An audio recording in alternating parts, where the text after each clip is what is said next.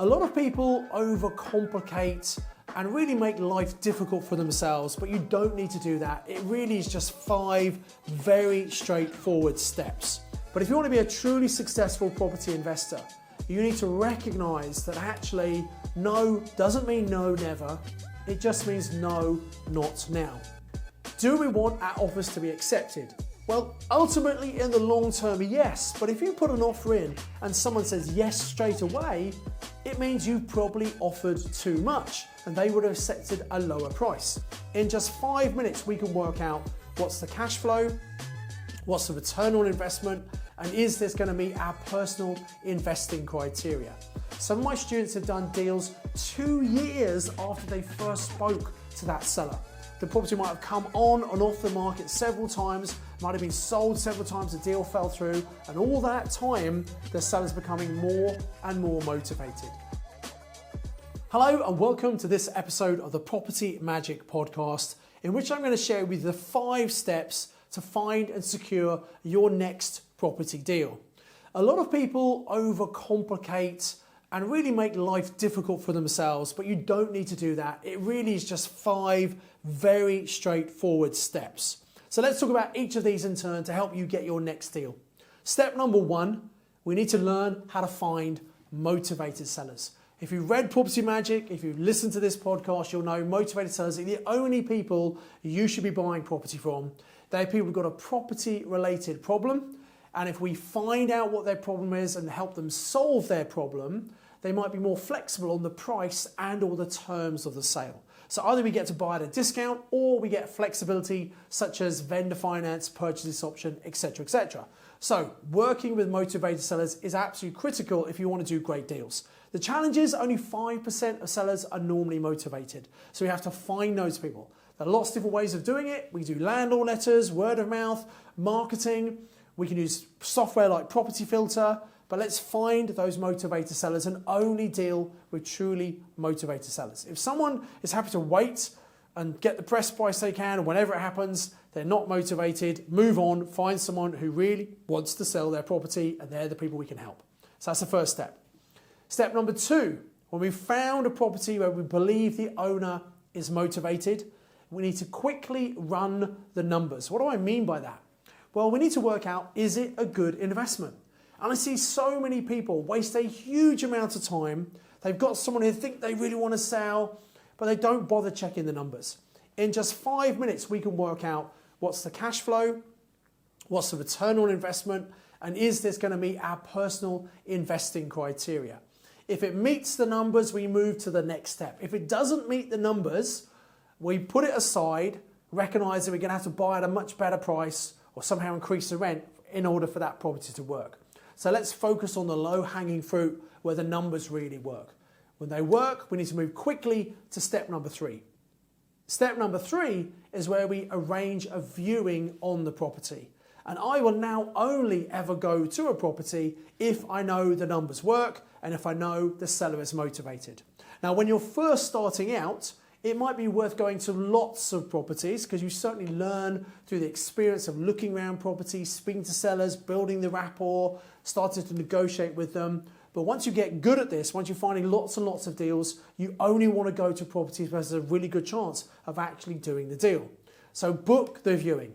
And so many people get to the point of finding a property, they run the numbers, and then they chicken out when it comes to calling the agent or calling the owner to actually go and look at the property. Remember, you don't have to buy the property. There's no commitment. If it's not right for you or you're just curious, that's fine.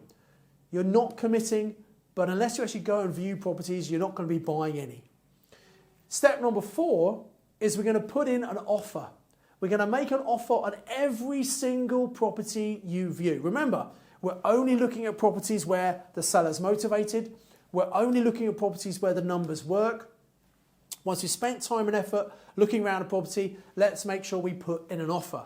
Now, do we want our offers to be accepted? Well, ultimately in the long term, yes. But if you put an offer in and someone says yes straight away, it means you've probably offered too much and they would have accepted a lower price. So it might be a strange thing to get your head around, but really we don't want them to say yes to our offers. We want them to reject the first offer we make. And then we go back to them and say, okay, well, that didn't work. What would work for you? So instead of us increasing our offer, before you do that, you want them to counter offer to see if you can get anywhere close to the price you were suggesting. Sometimes just a couple of £1,000 more secures the deal. But you don't know unless you ask that question about, if that didn't work, what would work for you? Now, it might well be that you negotiate and you get a deal, fantastic. It might well be that they still say no and it doesn't work, which is where step 5 comes in. And this is where most amateur investors make a real mistake. You see, they get a no, they think that person's not interested and just forget about them. They move on to the next shiny penny. But if you want to be a truly successful property investor, you need to recognize that actually no doesn't mean no never. It just means no, not now. So step number 5 is we need to follow up. And we keep following up until we know that property's definitely been sold and it's changed names on land registry. So how often should we follow up and how do we actually do that? Well, it depends on the situation.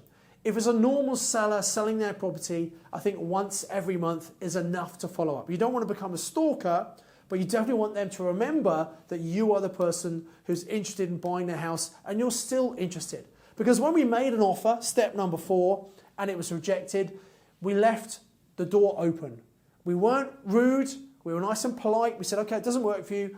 I'm still here, I'm still interested. But by the way, I am going to be buying a property very, very soon.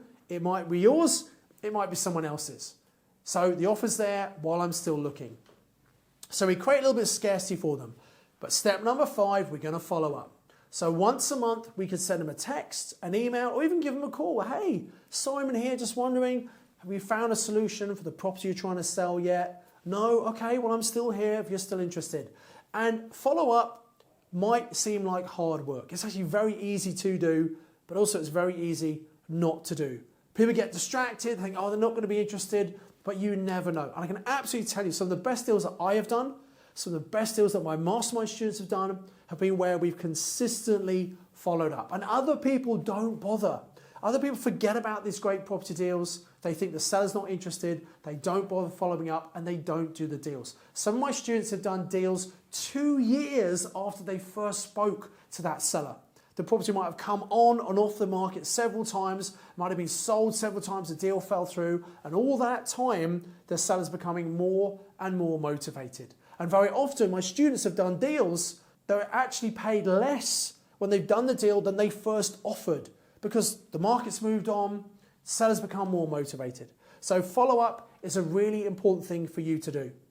And most people just don't bother.